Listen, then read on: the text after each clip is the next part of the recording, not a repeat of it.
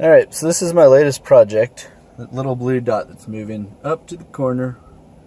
It'll sit there for a second, go down, and start going across and back and forth. So I'll give a quick breakdown of what's going on, and then I'll leave it to time lapse where I'll explain something a little more technical.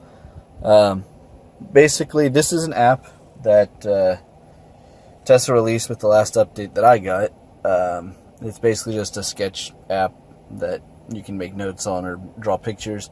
But it also has this little publish button right here, which will send it to Tesla. So I wanted to do that. I wanted to send something to Tesla, but I was thinking, how am I going to get their attention when, there's probably 1,000 people doing it. So, one guy drew a picture of a unicorn that got pretty popular, and it was pretty good, but it was done by a finger.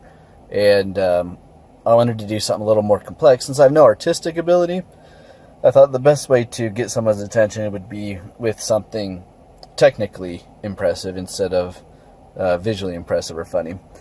So hopefully this is technically impressive. I'll give the technical details in the breakdown, but the basics of it is you got a Teensy here.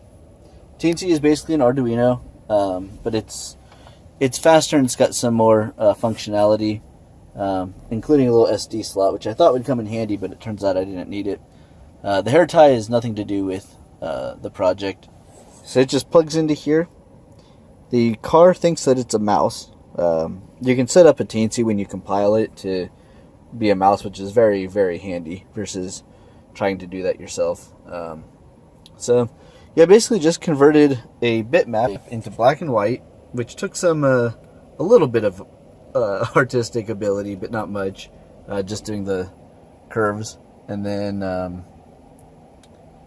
seeing what actually looked good. And I used a very shadow-heavy image, which is something my brother did, which happens to look really good with shadows. So black and white only with a really shadowy image kind of looks cool. So I think it's going to come out all right. But yeah, I just converted that bitmap once I was done into machine code, put it on there, and now it's running that code.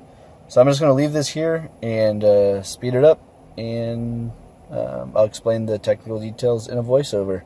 All right, so here we have the time lapse, and you'll see the URL drawing in the upper right. That'll take you to the full color image that we're drawing. We're drawing it in black and white. I may have mentioned it just because of the limitations of, several things. The first limitation was the pen is 1 pixel by 2 pixels instead of 1 pixel by 1 pixel. 1 pixel by 1 pixel is very easy to work with. 2 by 2 is harder. So I just made it 2 pixels by 2 pixels was a pixel in the image. And so you lose a little resolution, but I still thought it was sufficient for a first run. The second run I'll probably do a full resolution, and then the third one I'll do a full color, full resolution, which is impossible because there are not full colors available. There are no grays. So the desaturated colors don't exist, and the grays don't exist. So basically you can have a full bright color, anything from black to full bright you can have, but then once you get to full bright is the only time you can start adding other colors in. So if you're familiar with how it works, that's how you desaturate or gray out the color, is by adding other colors at lower than full bright value, which you cannot do in this palette selector. So that was the main limitation why I didn't even bother doing color in the first place, but I will get there, and I've got a pretty clever way to do it. My brother helped me out with that. My brother's the one who made this image, by the way.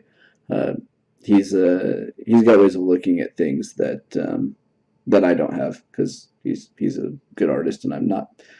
So that's the limitation with the color, and the limitation with the pixels. The last limitation is probably the biggest limitation, is how long this takes to do. And I've tried several different ways.